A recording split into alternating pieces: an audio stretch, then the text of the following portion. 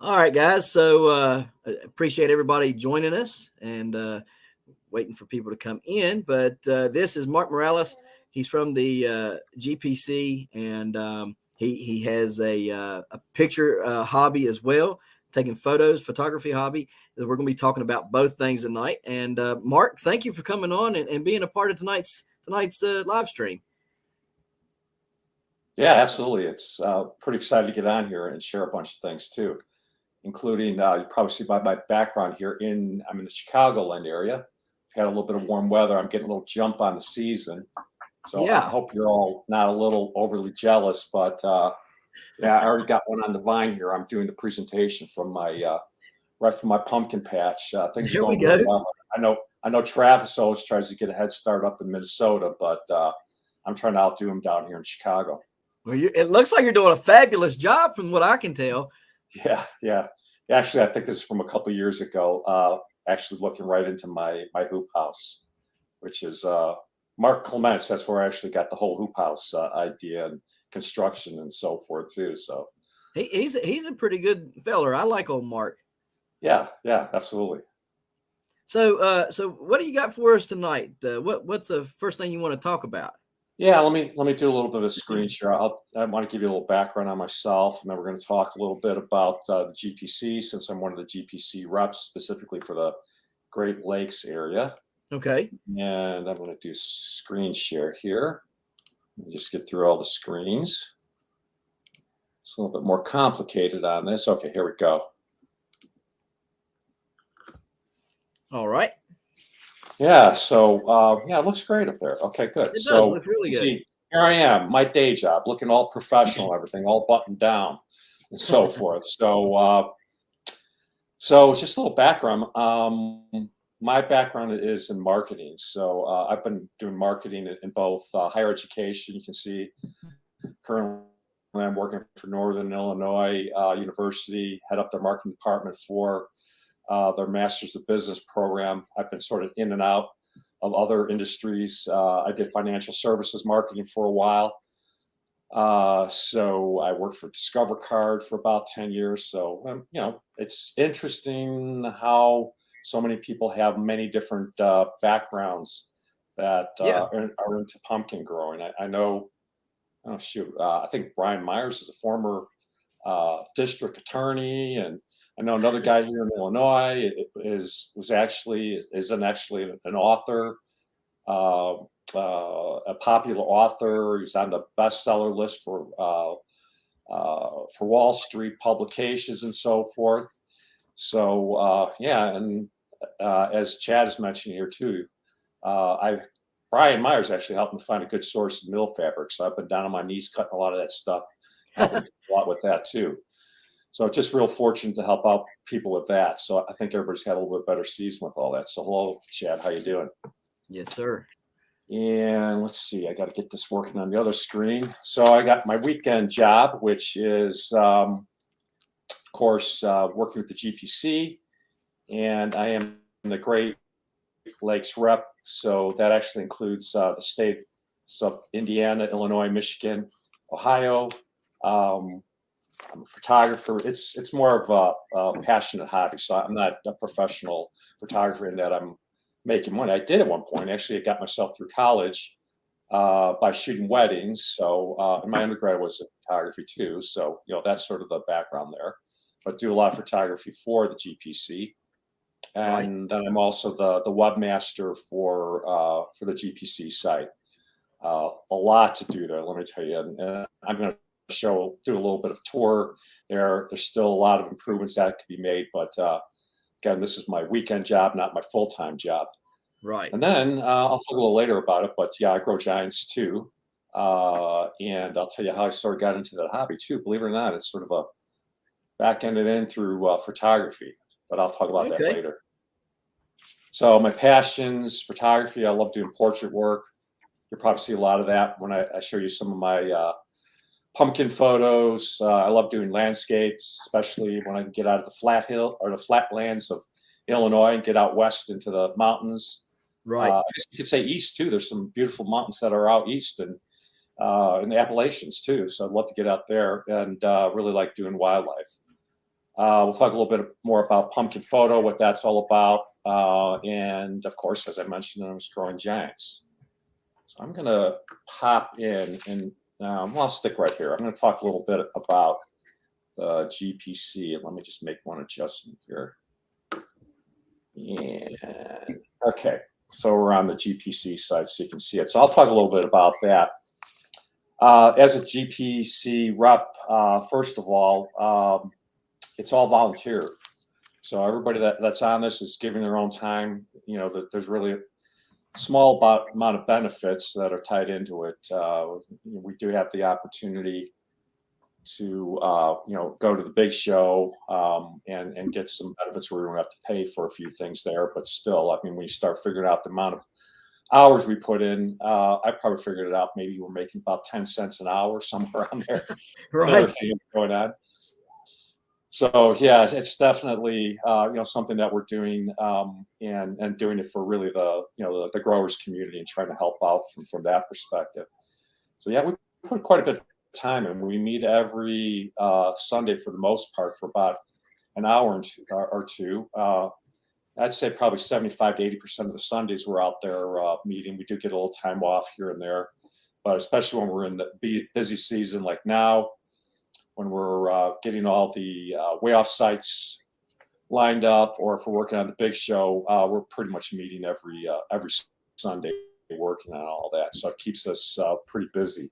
It does. So yeah, some of the larger projects that we work on throughout the year, as I mentioned, the big show, we just had that great show in Danvers about a month and a half ago. I guess it's already been at this point. Also, there's a lot of work around awards and getting all the awards together, both for the big show and then all the awards sent out for all the way off sites. That's another big project responsibility that we have. Right. There's actually a lot of data crunching, believe it or not, that has to go into that. And, I really kind of like to take my hat off to Jack LaRue. We'll talk a little bit about Jack, but Jack does a ton of work with compiling all that, getting into spreadsheets. I think I asked him a couple of months ago how many hours he puts in per season. And geez, I mean, he was probably getting close to 100 hours. It was like, holy cow. It's amazing how much time he puts into getting all of that. I'm going to show where you can find all that information on the website too. Okay, awesome. It's just a wealth of data. Great. Yeah, and as I mentioned, the way off sites, another big project typically that's out there, and we have to take our hats off to Cindy Topak. She puts together the newsletter. Again, that's a lot of work. I'm sure everybody probably saw last week. We just had trying to get my seasons set up here, but the spring newsletter just came out, so a lot of great information that was tied back into that. So yeah, just a little tour of the site. So you're seeing it right here. I did mention Jack's stats. We're gonna probably get this to look a little bit better, but I mean, you can go through. You can see there's just amazing stuff that's here, and it's buried. I mean, it's right here, and I mean, you want to go and see what the heaviest 100 AGs are out there. Here is all the information. That's crazy. Going back, you can see the current year is highlighted in 2022. So he really has a lot of amazing stats that are up. It's, of course, going across all the different fruits. He's got Hall of Fame members in there, all the information around Growers of the Year. And then when we start coming into some of the, other stats like the 3-entry stats or single entry stats, all this stuff is generated by Jack too. So you can go in here and see from year to year exactly who hit these different categories and so forth. Right. So a lot of people don't know about it. If they do, they don't know where to find it, but there's just really sort of a wealth of information here.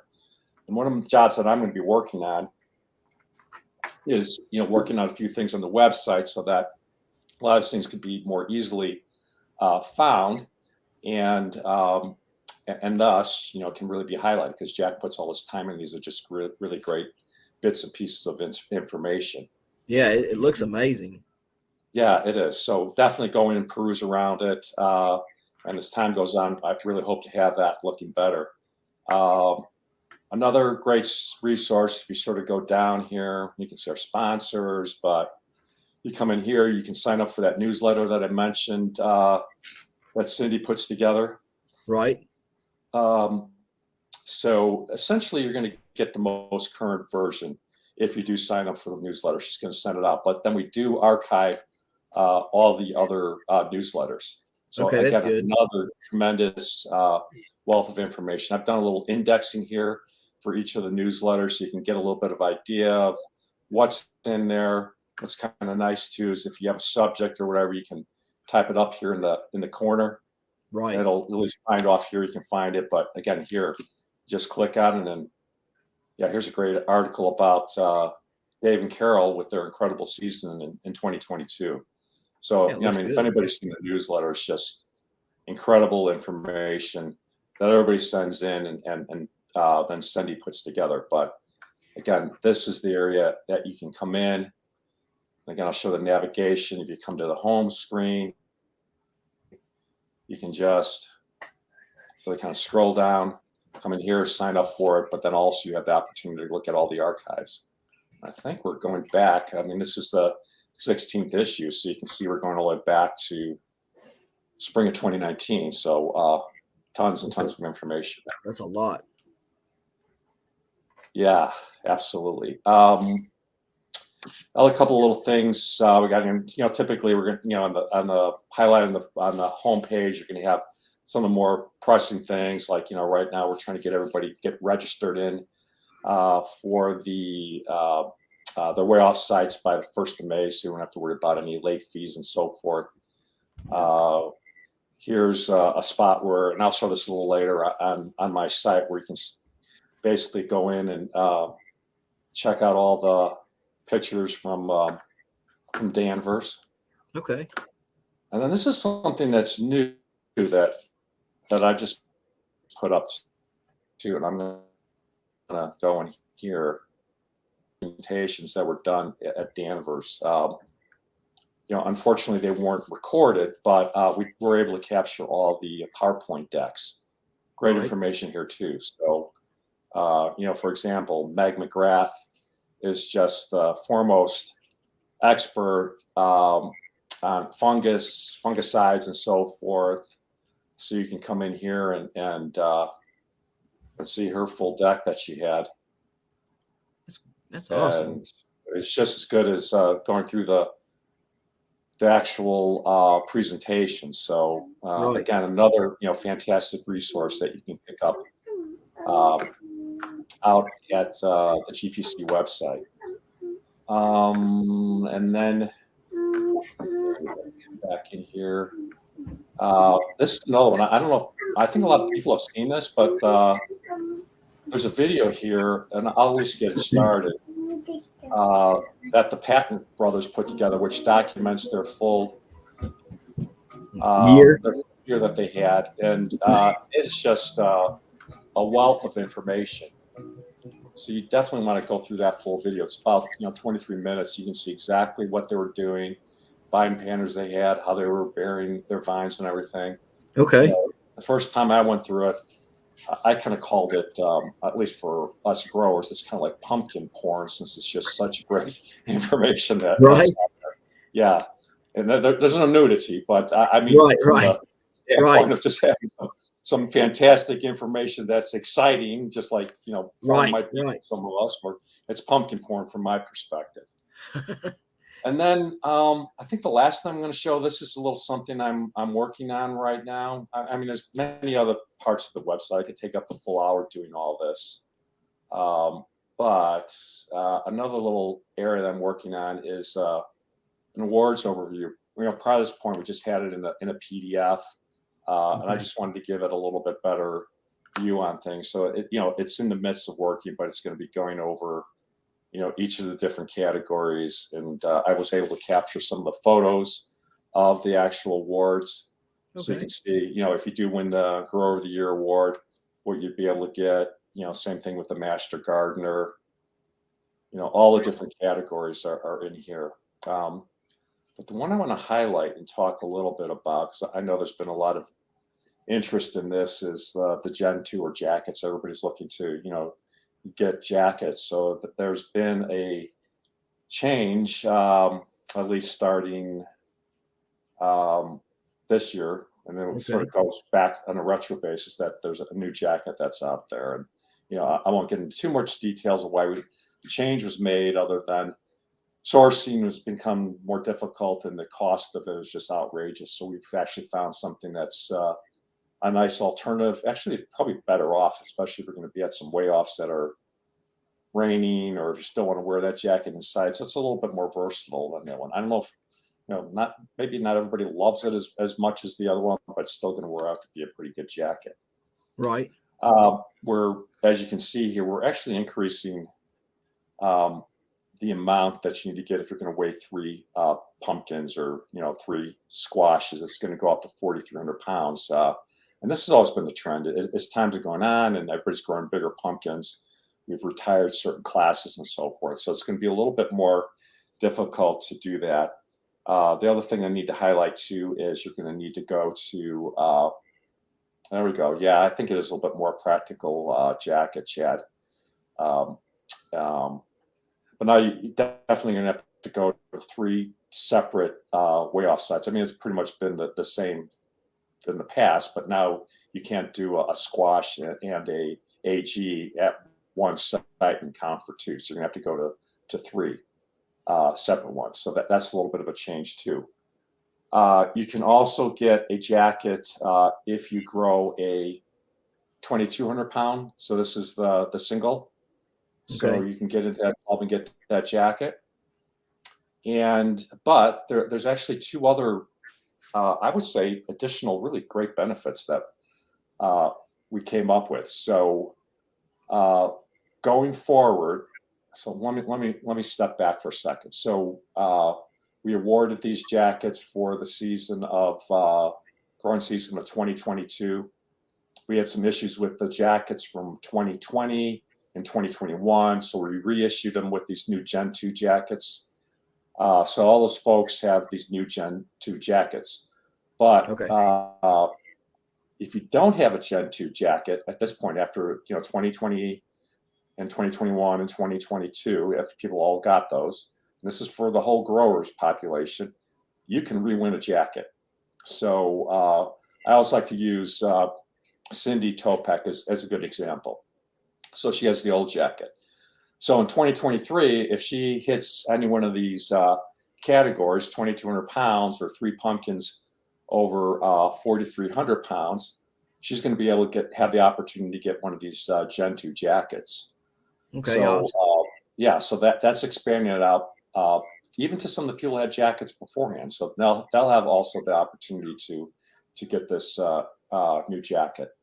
What we'll also do a reset on too in 2023, if you is on the patches too. So those people that have the old jackets, they're not going to have to, rip off those patches off their old jackets. They can re-win. You have to re-win. You can't just say, "Hey, I won this in the past." You have an opportunity to re-win those patches and put them onto your new Gen 2 jacket. Okay. So if you got patches for 2020, 2021, and 2022, you're part of that. But you already got your patches for those new Gen 2 jackets. But going forward, you can win those patches too for the jackets. So, but then I think the thing that really is really exciting, and and I think we need to highlight this a little bit more. Let me just grab a drink of water. Great idea came up from our rep from the South, Nick. And given that he's a watermelon guy, he's like, "Hey, what about us watermelon guys? I mean, why can't we get a jacket?" Right. Yeah, exactly. So great idea. So we are expanding out the jackets to all the growing fruits. And the way that's going to work is whoever essentially goes to 3 different weigh-offs, we're going to add up all of their weights from that particular fruit, and whoever wins, has the greatest amount of weight from those 3 weigh-off events will then get the grower of the year for that particular fruit. So tomatoes, watermelons, marrows, whatever it happens to be, all the different fruits that can be available. The one slight exception, and you can kind of see it down here in the rules, I'll highlight it, is tomatoes. So we will allow one early tomato entry, but then the other two will have to be an actual way off site, because sometimes people have those tomatoes coming in, much earlier, and they just can't wait for a early fall or late fall way off to get their tomatoes to. Right. So we're really excited about expanding it out. I mean, it's acknowledging all growers. It's just not acknowledging the AGs and the squash people that are out there. So right. So even the folks down south that are growing watermelons still can get themselves a jacket. We talked about maybe something lighter like a vest, because it might be a little warm, but I think you guys use jacket once in a while. It gets cool enough down there. Yeah, absolutely it does. So I think that's about all I got. Well, that's pretty good information. Hopefully that was a nice little overview of things. I liked it. It's very informational. I like that last part where we just talked about, being able to win it without having, because you were sitting there going 4,300 for the pumpkin, and I'm sitting there going, yep, we just got a little further for me, a little longer for my weight till I get my jacket right. And but then you come up with that, and I'm like, hey, there's my opportunity to get it right there. I don't have to worry about 4,300 pounds. I can get it with that.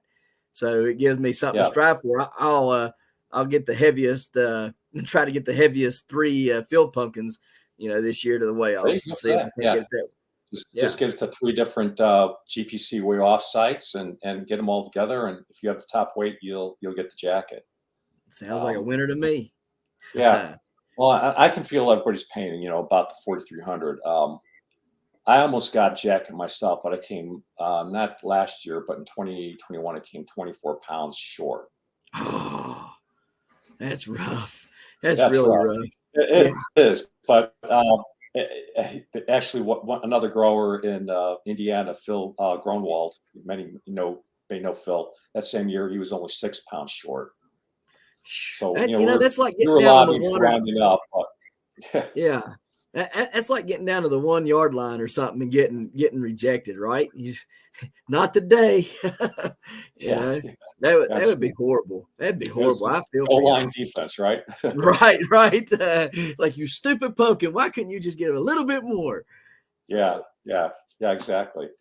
So, so I mean, I could go on and on about the GPC, but that's essentially a little bit of a roundup. Hopefully, it was helpful for your viewers then. I think so, because that even helped me out. So I like that's good. That's good. Yeah. So I'm going to come off the GPC. I'm going to start talking about pumpkin photography. Yeah. Let's talk about that. Let me see what I can do here. Okay, so I'm going to go back to my PowerPoint deck. I'm gonna start off with some photo hints, and then we'll go to my website to start off with that. And some of them are fairly simple. Obviously, I've got kind of a professional camera, but one of the suggestions that I always have and see people doing it is they're way back, and they need to get in close like this. I mean, this is how you're going to get a much better photo, is getting in close.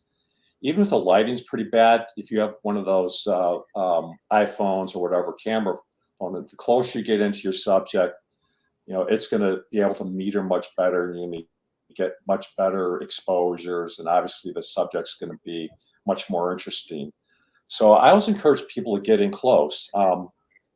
And you think about it. You start thinking about, think about how much time, somebody puts into growing whatever fruit they're going to have. You can get a picture of them. I mean, don't be shy about it.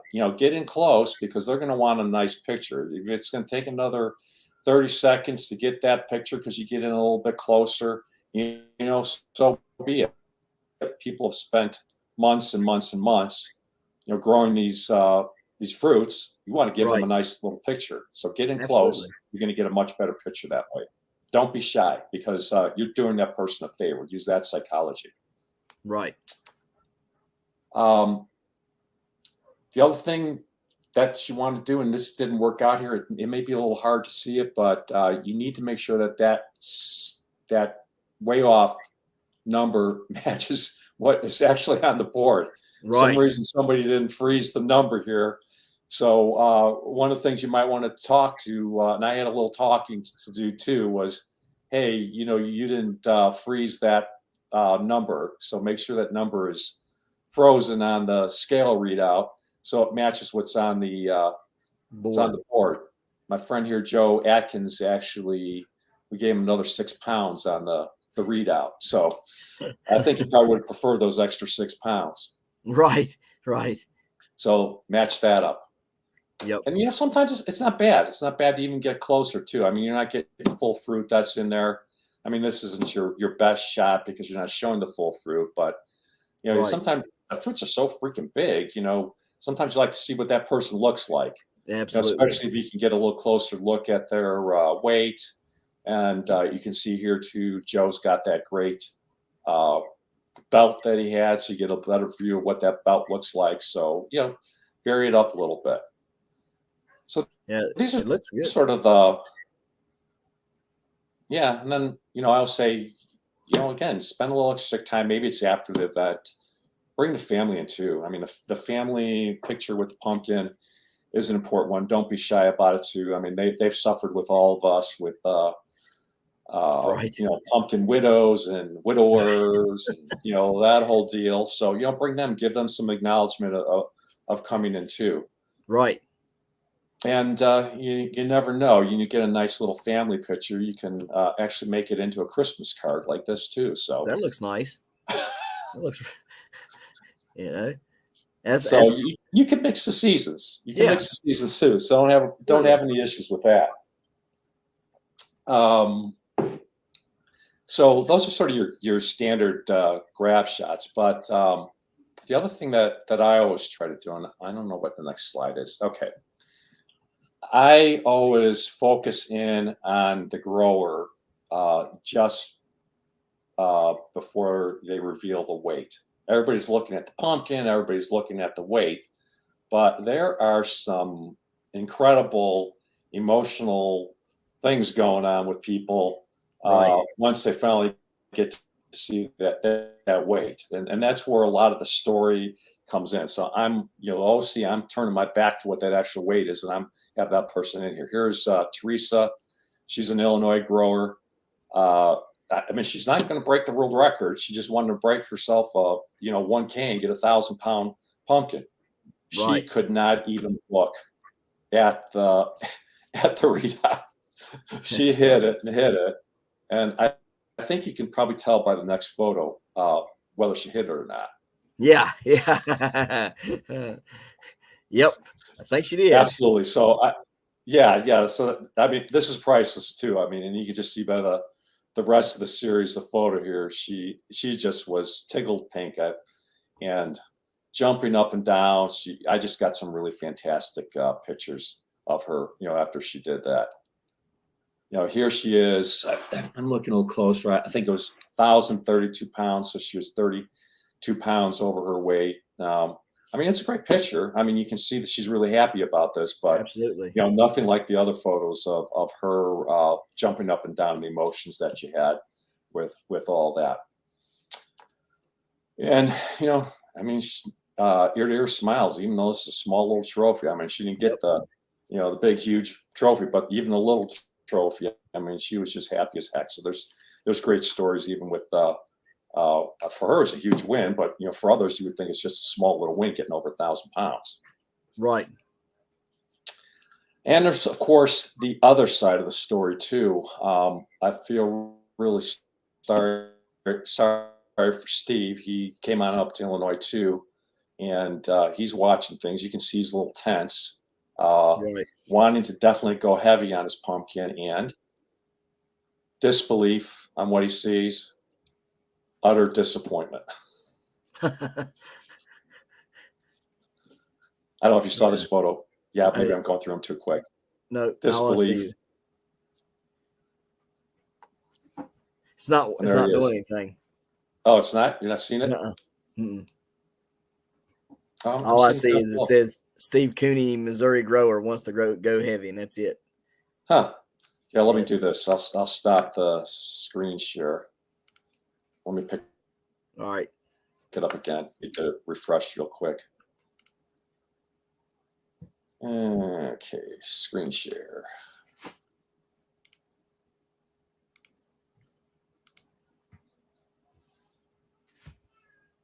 Oh yeah, yeah.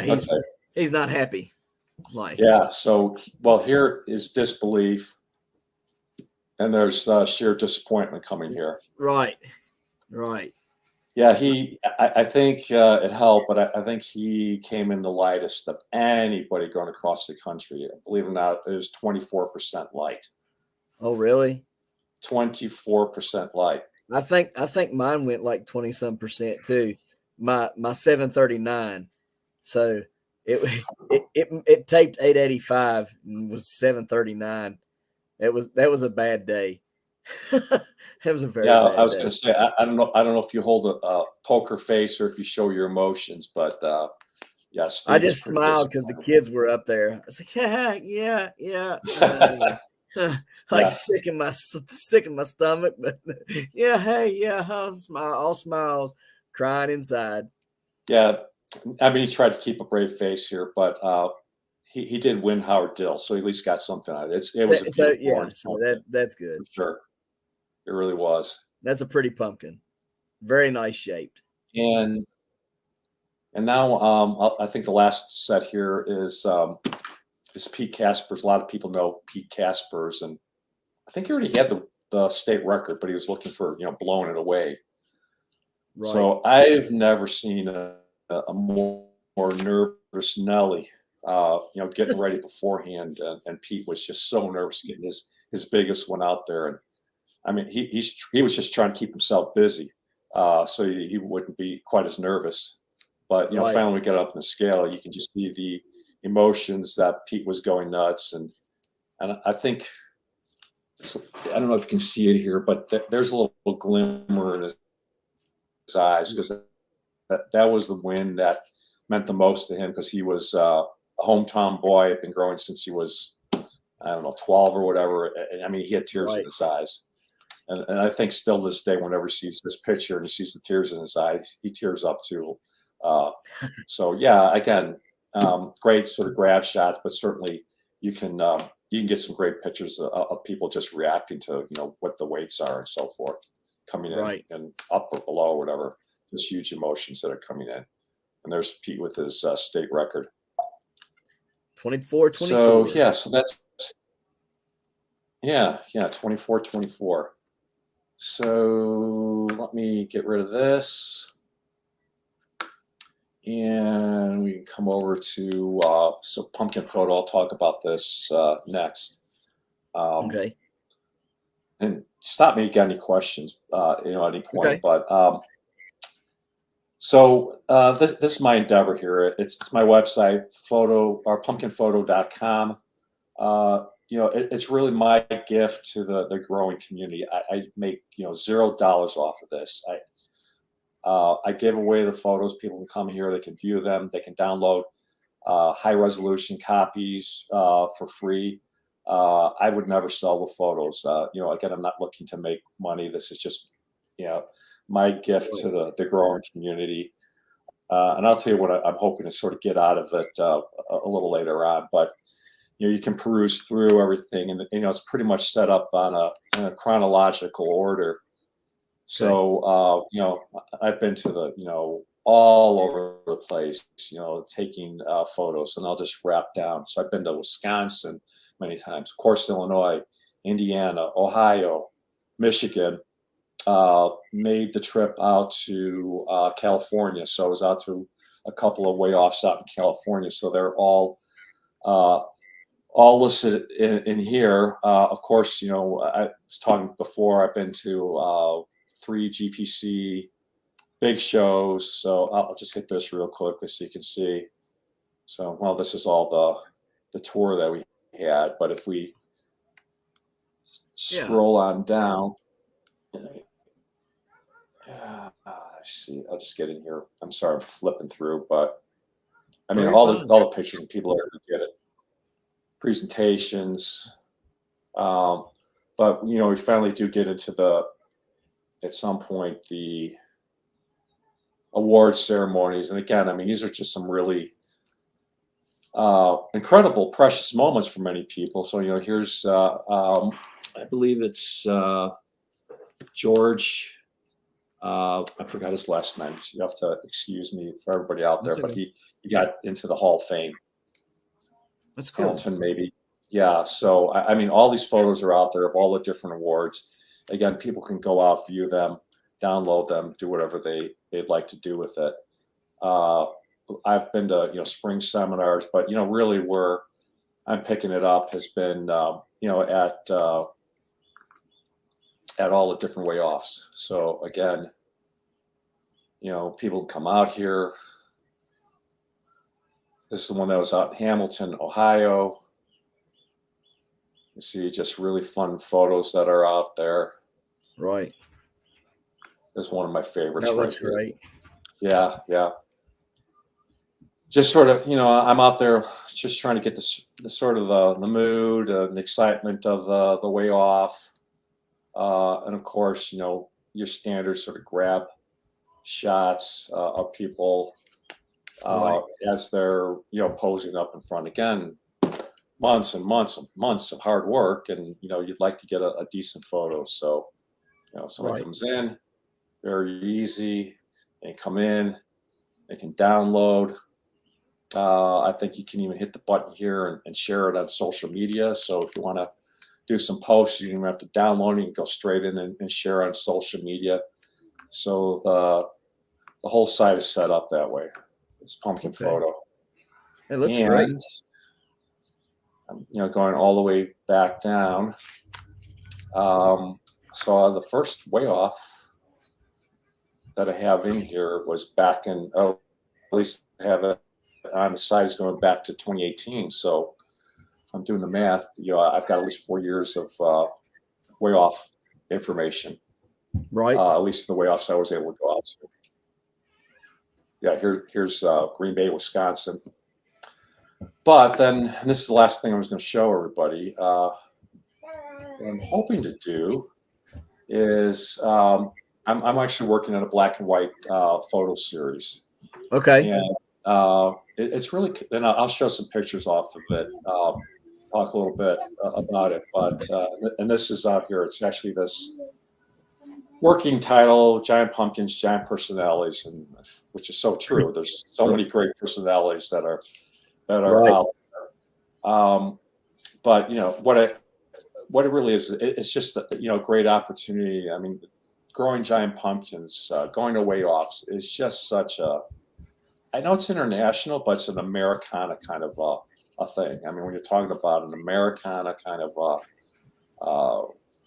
situation, what's going on, and true America and so forth. I just think growing Giant Pumpkins, it's done in Europe and everything else too. Really, it can lend itself great to this photo series. Right. So I'm going to go into a little slideshow and talk about each of these. Let's see. There we go. We boosted it up. So this is actually this is where I got started. So basically I got them all titled. So this is Tim, and of course, 1076 Hab. So that's how we know it's Tim Hab and his pumpkin. Right. We know the location, the year. But I think this is actually the first photo I shot at a way off. Was right here in Illinois. I was very curious about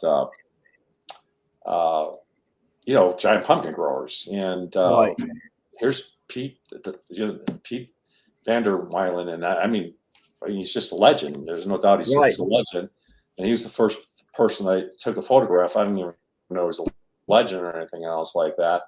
And I think when I saw this photo with him next to it, I was kind of hooked on wanting to join in and start growing giant pumpkins. So this is a little bit of the genesis of me getting started into the hobby, sport, or whatever you want to call it. That's cool. So yeah, I love this photo. It's just really kind of simple, but I mean, it's just huge thing just right in front of Pete. This is Phil Gronwell. So I got out. So I tried it. Some photos are actually done in the patch. Others are taken at the way off sites. Okay. I really like this one. This one's got a great story behind it. So here's Phil with his pickup truck. He's got the pumpkin in back. I wish I had an opportunity to follow him, but he drove all over, the state with this pumpkin in the back of his pickup truck.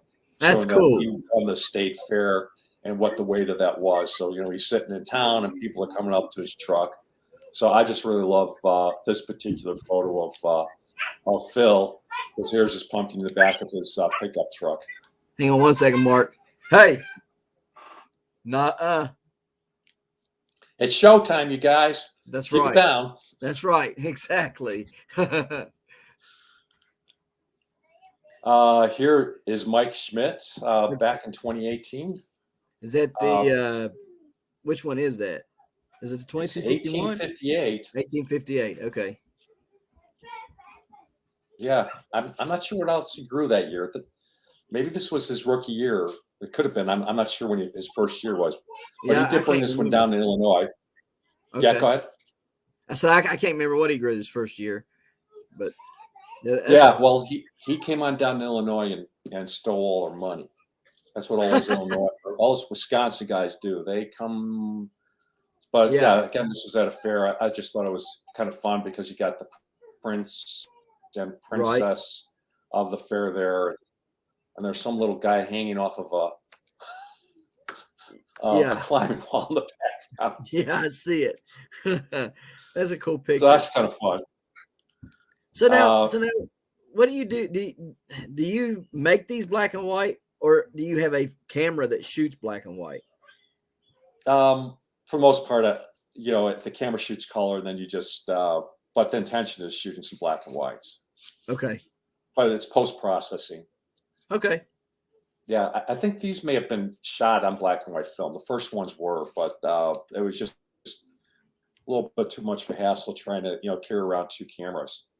Right. I was going to just do everything with a black and white camera, but then I got into the sport and wanted to start shooting other photos to give people that were outside of what you kind of call the gallery or gallery pictures. Right. This one's just fun because it's just so large and everybody's buried behind it. Joe Atkins' full family's buried behind this pumpkin. Right. That's a big old pumpkin. 15 teeth. Yeah, it is. It is. I think the little perspective here, because it's up on a pallet, so I'm sure it's given another 6 inches of height. But still, it's a big pumpkin for 1510. Yeah. I think this was Joe the following year. Just love, with the belt on, and this one I think was inside because it was raining, but a little different. There's farm machinery in the background. Again, I'm just trying to figure out what's going to be the theme of what's going to be pushed. And you'll see some of them are progressing on as we go along here. So here we're getting a little bit different. So this is where I like something that's a little bit more unusual. Right. So here's Phil, Indiana State Fair queen. Yeah, I guess she was Miss Indiana State Fair. Yes, so she posed. So it was kind of fun to have her in with a picture. Right. This one I really love too. So this is Alan, and I'm sorry if I'm pronouncing his last name wrong. McGinnis at the Michigan State Fair. He shows up with his pickup truck with size matters on the back, and how appropriate. And right, I just love this photo too. It's again a little unusual, and it just really talks about the sport. Yes, it does. For sure. Yeah, I like that. Another great one. This was actually on Pete Casper's Facebook profile for a while. Yeah, he's there with Cinderella. So Cinderella was joining in at the fair, and she came on over for a picture with Pete. He was embarrassed as hell, but after I got the photo, he still loved the idea that I still did it. So I just thought this was a really, fun kind of a photo. Again, different, it's Right. Americana, it's different. Right. Oh, that's a good one right there. Yeah. So here, this is my California trip. So Leonardo Urena was kind enough to host me to come on out, and I'd always heard that he grew in a vineyard. I think I captured it. I mean, you got the vineyard in the background. You have a pretty good idea what's going on. I love that picture. Yeah. I love that thing. That really like when I seen it, that reminded me of like the old commercials you might see, like when they would do, like back in the 90s, when they would do remakes of the black and white, Levi jeans commercials and stuff like that. That's what that reminded me of. I like that. Yeah. Yeah. I like it too. I like to get out there again. I'm sure I can get a few other ones, and I'll tell a quick little story. I guess we still got probably about 13 minutes for the top. Oh, you're fine. But take your time. I should have captured it. Yeah, it's not in the photo series, but whenever Leonardo and Jose, you'll see a picture of Jose, who's his co-worker out at the vineyard, and just so that everybody knows that Leonardo and Jose work at the vineyard, and the owner of the vineyard just loves it. You'll see a picture of him shortly. Just loves that they're growing giant pumpkins on the property there. Right. But the Leonardo and Jose's family, I mean, everybody comes down to when they're picking the pumpkins, getting ready to pick them and take them to the weigh-offs. So they're all gathered around, and of course, as we all know, when you're lifting up that pumpkin and you finally can get that first look underneath, that's always one of the more tense parts of the season. And it's always, whoever owns the pumpkin, whether it's Leonardo or Jose, I mean, they're peeking on underneath, and there's 12 of the family standing on the road, all nervous on whether the pumpkin's going to be good or not. And then all of a sudden, he gives the thumbs up. And the whole family puts up a big cheer. Hooray! It's a good pumpkin. That's funny. It's a good pumpkin.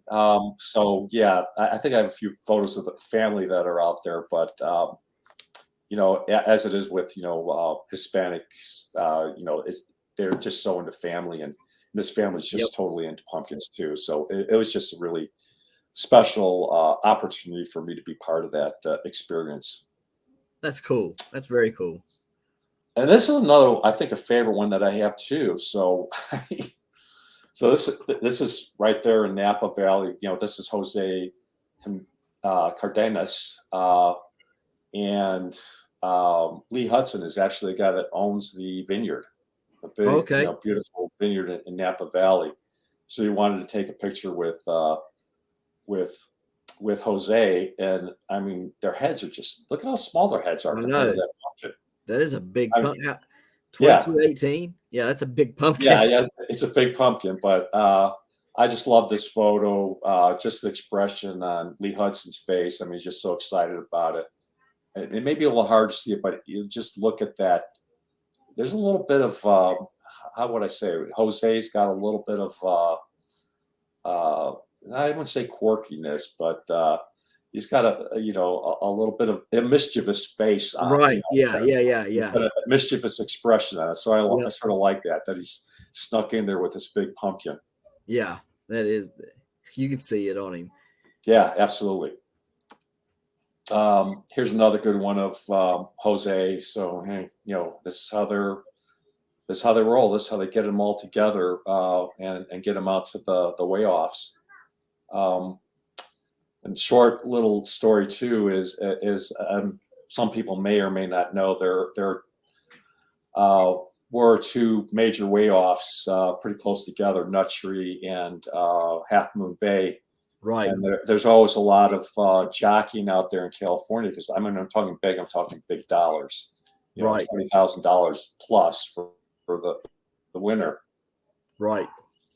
And I was sworn to secrecy by Jose and Leonardo not to discuss the size of their pumpkins because they were deciding which ones were going to go where. They were even thinking about circling Nut Tree to see whether they were going to participate or not. So Right. there's a lot of interesting jockeying that was going on and so forth. But again, I just sort of like Jose. He's got his sandals on here.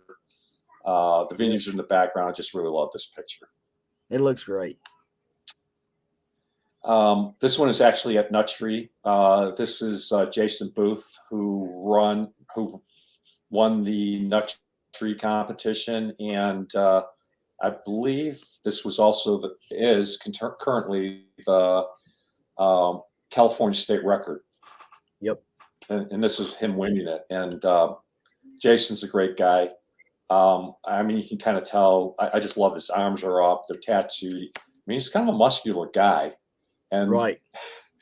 I love the contrast because this pumpkin looks muscular, just like right. It does. Just like Jason's arms are up, up in the air right. too. So I think they're just really well fitted together here. But here again is the moment with Jason, muscular himself and a muscular pumpkin winning the California state record at Nut Tree. Yeah, that was a very big pumpkin. Cannot miss out with Cindy. I just call this the All-American Girl. Just given the U.S. flag.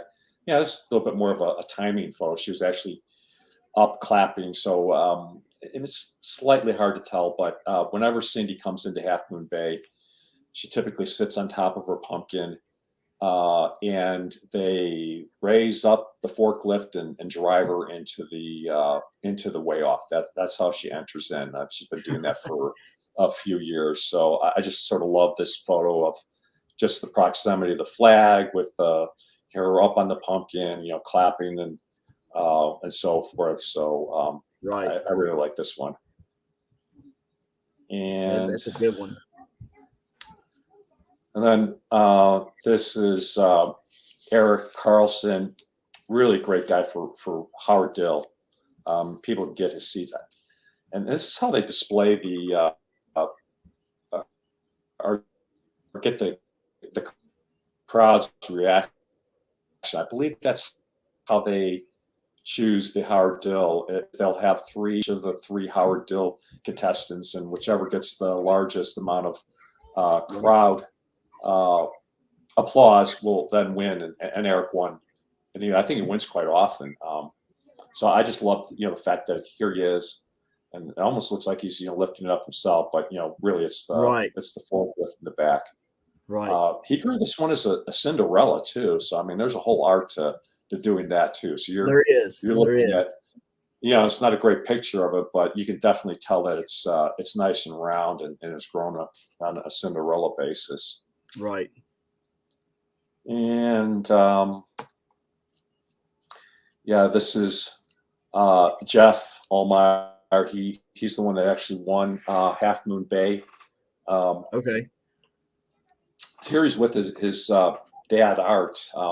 His dad is early 80s, really great guy. Got to know both of them, but his dad, Art, was out in the crowd, and he finally got a chance to get up with Jeff. Finally, after he'd won, and the press was done with them, and this was just sort of their reaction after his son had just won the Half Moon Bay. So I just really love the two of them in this particular photo. Yeah, and that right there looks like a classic photo, So the both older gentlemen in it, that looks like a very old photo, Yeah. So I like that. I like the way it looks. And I forgot there's a few others I was going to show too, and then we can finish it up. And I just pulled these together. Let's see if I got the whole thing. Yeah. These are just some extras. I mean, sometimes I really like getting the crowd in the black and white. Here's the Illinois or Indiana group. Jack, is that Jack? Yeah, it is. Actually, I need to get that one into that group. That's Jack Clements. I don't know if that's his last name because I can't remember if that is or not. I probably not because that's Mark Clements' grandson for his daughter. So I'm assuming this probably is. But whatever the case is, that's Mark's grandson, and I mean, he's taken off after his grandpa. Yes, he No is. doubt. You know, they're both really great characters, and The you know, best. anytime you can get up on a pumpkin in your shorts with cowboy boots and you can be Right. that excited. I mean, that's just a fantastic photo. Yes, it is. There's the Michigan group, of course. Jack is in the middle, hamming it up. Yep. I just like the symmetry of this one. This is the Wisconsin group. That's really Group nice. photo. That's a nice one. Yes, And it is. here's Teresa again back in Illinois, but she grew the 2 pumpkins. So I just like the symmetry on this one. Pumpkin Dad. Maybe this is a little bit more personal. I know this particular gentleman and his whole family. I mean, it definitely shows a family affair coming in. He's the pumpkin dad that grew this particular pumpkin. Yep. I like that one. And I think that's it. Well, I mean, what cameras are you? What is it? That's my story. I'm sticking to it. There you go. I like it. I liked it a lot. What camera are you using generally to shoot with? Just your iPhone, or you got a? I'm sure you got a actual camera. Yeah. Actually, it's not that I planned this, but it's maybe it's a little hard to see. Yeah, it's a Canon. It's got a zoom lens. I a lot of times bring a flash with to fill in some of the shadows. But yeah, it's a digital camera, and higher quality, high resolution camera. And it shoots black, it shoots color, but of course, all the post processing is done for the the black and white stuff. Right. But do you have an editor? I'm sorry. Do you have an editing software on your computer to do that, or you just use whatever's on your computer to edit the pictures and stuff? Yeah, I use a couple of different times for quick, easy edits. I'm an Apple guy, so I use Apple's photo program for quick edits. But then there's a couple other software programs out there. Obviously a real popular one is Photoshop. It's a little bit more difficult to use, but when you need to really get some refinements in, and so that's one. And there's another one made by Luminar, which is a little bit easier, but you can put filters in, and it helps processing. How can I put it? For the black and white photos, the tonality is really important, and it really helps out in regards to being able to adjust the tones really more precisely the way I want to get them to see. So Hatton Homestead said, it's cool to see your passion for photography. The giant community is very lucky to be the focus of your lens. Yeah. So I couldn't agree more. He's really got an eye for this stuff, and I like it. If you're passionate about something and you do it, you usually do it very well. And so I think you're doing a very good job with all the pictures and stuff, and the website. That's great, because most people would say, oh no, I've done this. You're going to pay me something for it, because it cost me some time. But you're not. You're doing it for the community, and it's a wonderful thing. Yeah, well, I think there's so much passion out there with all the growers. So I'm just really trying to reflect that in the photographs. And now, my one question is, who catches your reactions? So while I'm growing here in Illinois, the last 2 times, I just handed it off, and they pick up a quick picture of it here and there. Right. In fact, I mean, I'll have to sort of take my hat off. When you saw the pumpkin dad in one of those photos, I handed him the camera, and he just went crazy. He was just shooting everything just because he didn't know what to shoot. Right. And I was like, I got to point the camera more at people while they're waiting to get up there. So yeah. So there was the one picture. The Christmas card was me. I don't know if you noticed that. I could see it was. Yeah. Was that the 1813? Was that the pumpkin that was in there?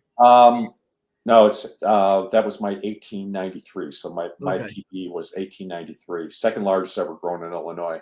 Okay. Second to the 2145, Gene It, McMullen, it, the is, legend, is that the still one you holds the call record. Big Frank, the engineer? Big Frank, the engineer. Is that what it says on your seed packet, right? For that seed? Oh yeah.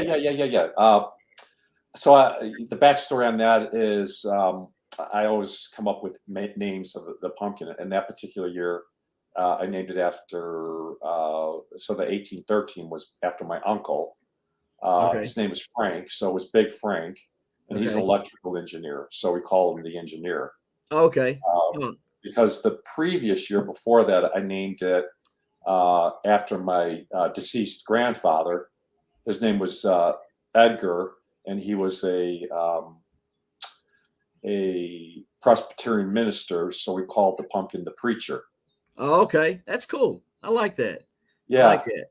but yeah, the one my 1893 is named after my mom. She's still around, so she got to see it. Her That's name cool. is Florence, so we call it Fantastic Flo, and she's a nurse. So I think we call it the healer. I forgot what it was. Okay.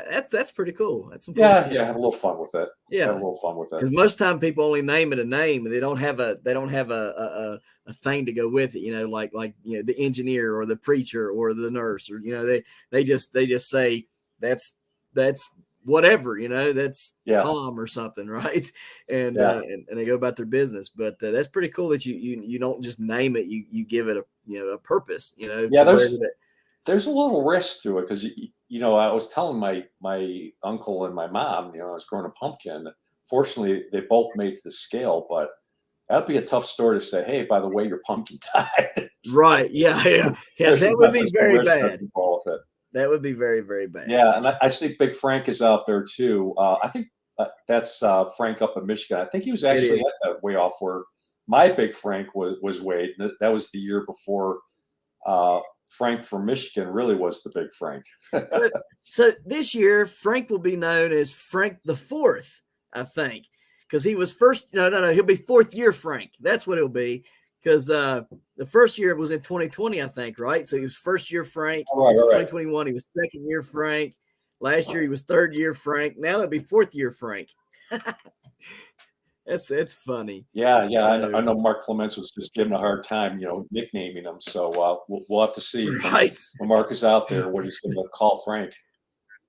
right, yeah, I'm sure Frank exactly. probably wants to be called champion Frank rather than fourth year Yeah, Frank. right, yeah. Yeah, the Michigan champ is champion here. Frank. Don't call me fourth year Frank. Yeah. It's funny. He's not a rookie anymore, or he's Yeah, not a no, sophomore or junior or a that's senior. right. He's a Michigan champion. Yep. Now, he could be there. He could be that for a good while too, because that was a big number. Yep. So this guy wants to know, Harvey Cardwell. He says, does Mark still sell fabric? So he'd like to get some from you. Where could he reach out to you, just talk to you about that? Yeah. Hopefully he's on Facebook. He can just IM me on Facebook. I'm taking at this point. I may not have any left. I'll put him on a waiting list. I mean, the backstory it is such. I have to go to this lot where this guy is a salvage company, and it's a 21-foot roll. I mean, you can't. I have to go to this lot and actually get hands and knees and cut the stuff up. Right. So I just have a little bit more that I'm going to be cutting up. Long story there, but yeah, if Harvey wants to IM me on Facebook, or Okay. you can send me a text 312-749-5186, and Okay. I can put them on a waiting list depending on how much more gets cut up over the next couple of days. I may still be able to supply it, but I'm getting a little low on it. Okay. And I got to start focusing in on not cutting up mill fabric. I need to start focusing in on growing pumpkins. Yeah. So what are you going to grow this year? Is it a secret, or can you tell us? Oh, sure. Yeah. I am, I am growing.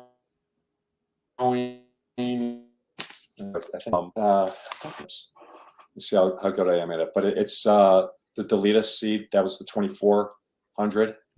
Okay. That was out at Half Moon Bay. That's one of my seeds. And the other, what happened to it? Oh, I'm looking at it right here. It's 2183. Mindy? The grower from, I'm sorry? Mindy? 2183 Mindy? Or Mindi? It's got the genetics, but it's Frankenstein. So it's, I forgot, Glenn up in Michigan. I forgot his last name. I'm just blanking out. So he grew the Mendy and self-pollinated it. So Okay. it's Frankenstein of the Mendy. So it's Okay. those two seeds, and I've got my 1813. I've got a few of those as backups right now. So all I want is 2146, so I can dethrone the legend that we have here in Illinois with Gene McMullen. I mean, he's been holding on forever. My hat's off to Gene. That's a long time. What was it? 2015? 2145. No. I mean, but 2015. What ain't that when he set the record? Yeah, I think it's 2015, 2016. So it's been a while. Yeah, that's a good long while. I think he's been champ long enough. I think it's time for Mark's turn, right? Yeah. We need a Mark's 2146 this year, so you can get it. Yeah. So yeah. Well, if anybody has any questions in the chat, y'all go on ahead and ask them real quick, and if not, we're going to wrap this thing up soon. So you're going to grow 2 pumpkins, and those 2 pumpkins are. I'm going to grow one. I'm just going to. Yeah, whichever one of those 2 seeds does well. This is my year off by only growing 1 pumpkin, but I'm going for it. Right. I'm going to do a Travis, and I'm just going to fill up my patch is 1,900 square feet. I'll probably fill up 3/4 or 80% of it for the one plant. Man, maybe I should do it. Yeah, maybe I should do that. Well, I'm just doing it for some self-preservation because I have so many projects around the house. I think if I can just focus it on one plant, I may be able to get a few things done, out in other parts of the yard. Right. Now, I seen your patch whenever Mark Clements went through last year. And anybody wants to go see it, can go check it out. I was very impressed with your watering system. You had sprinklers or something, wasn't it? What was there was something about your water that you were doing? Yeah. I did. So there's I got to sort of say most of everything I should say everything that I put into place has been borrowed from knowledge from other people. So I have you can actually see this is my my hoop house in the back. I made some alterations on it, so I have some misters in place. So I'm doing some misting in it. I think it actually was. I'm sure a lot of people do it, but the actual system was used by Mendy in Spain. I forgot what the system is, but it's amazing. When I get into the mid 90s, even with the 20% shade, I turn on those misters, and the leaves go from dead to looking pretty good. Right. From the misting system. So that was in there. I do drip for my watering, but this year I'm also going to be adding in some a sprinkling system going across the top too. So I'll do most of the watering will be, especially the fertilization, all will be through the drip. But just do a little filling. Maybe once a week I'll water from up above, just for the spots that I'm missing from, or just to give the plants a little bit something different to think about. Get hit from up above rather than always getting just hit from the bottom. But right. I like to preserve the leaves and not put the fertilizer on top of them. So I got that going on too. Right. Yeah, and that's been my thing for the past few years is trying to focus on keeping the leaves healthy all season long, because that first year for me, I wore them out. I wore them out fast, and I thought, wow, it was August, and I'm like, that's not good. My plant's dying.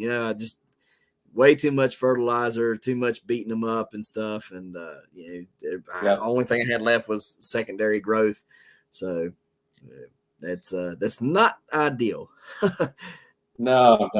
Every year you learn and you try to pick up something, and sometimes it works, sometimes it doesn't. The other thing I'm trying to do is just get some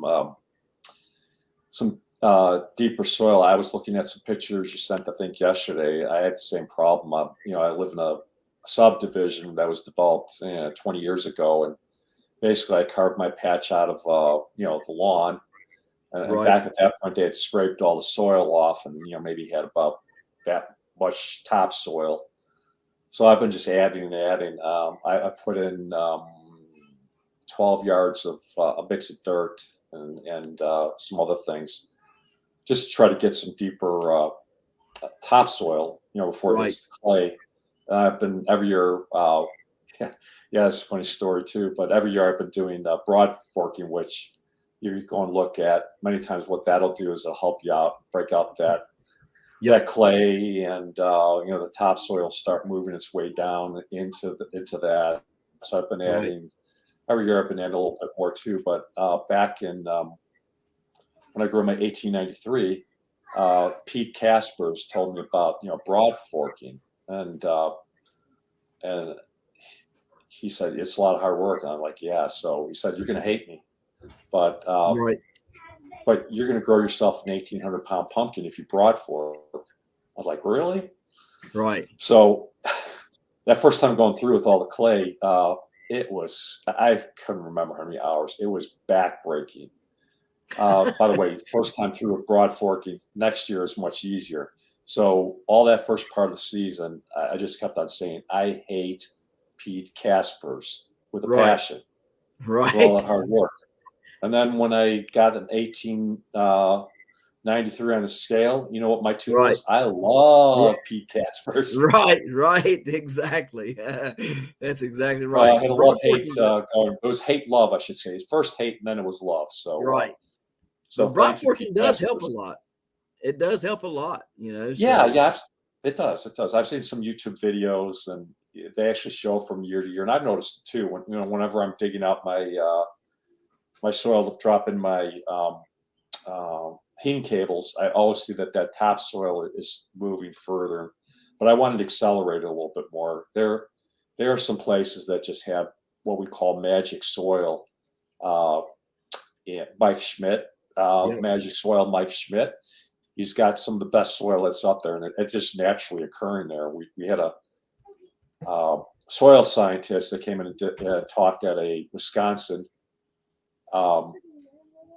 spring seminar, and she was just talking about all the different areas in Wisconsin that had the best soil, just because of where the glaciers dropped it all. And one of them was where Mike Schmidt lives, up in that area.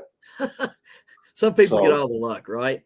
Yeah, he's got all luck. He's got the magic soil. He's one hell of a grower, but he also has the right soil down below too. So he knows how to leverage it. So I'm trying to create my own magic here by putting it, trying to get a little bit more in on top of it.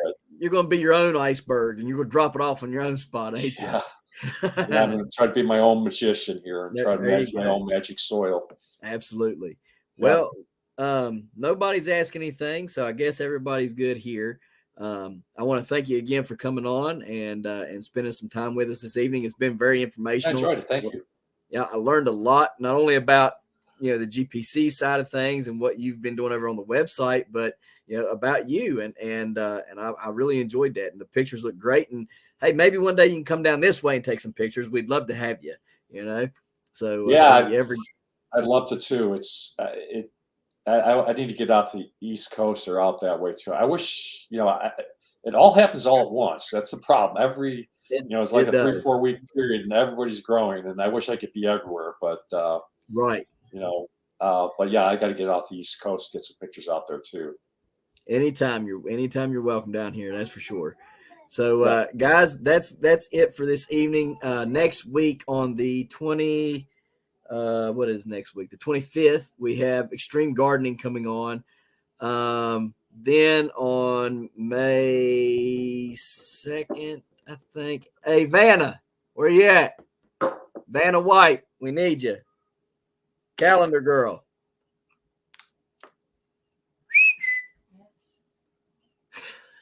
I need your help. I don't remember if it's what May. What I know I got April. But what's May? What day is May? May the 6th. 6th. There's nobody on May 2nd. There's nobody on May 2nd. I'm trying to fill that one in. So if you want to be on, get a hold of me. May the 16th.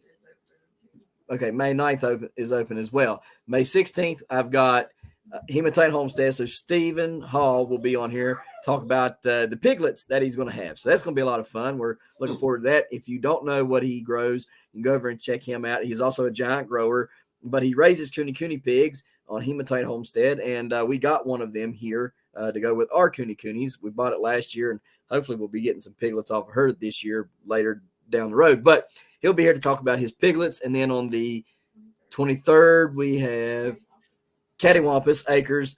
Be here to talk more about goats and homesteading and all that stuff. As you know, we're trying to pivot away from the giant growing a little bit because we've grown substantially within the homesteading community. We have to keep everybody happy. So we have to balance it between giant growing and homesteading and give everybody a good dose of both. And so that's what we're trying to do. We're trying to split our time between giant growing and homesteading so everybody can get their feel of whichever one they like to do. And maybe you like to do both like we do. And that's okay too. So if you want to come on the show every Tuesday night, 8 p.m. Eastern Standard Time, more than love to have you on here. You can email me at babydrill2119@yahoo.com. Sorry about the kids. They don't have manners. They are not raised right, I guess, or they just forget because daddy's on here. And it's getting late. Right. Yeah, it's getting late. They need to go to bed. Turn on some rabbits or something for them. Anyhow, guys, again, we appreciate Mark for coming on. We appreciate you guys for watching. And we'll see you tomorrow right here in the Hollers and Hills of West Virginia. See y'all. Bye, everybody.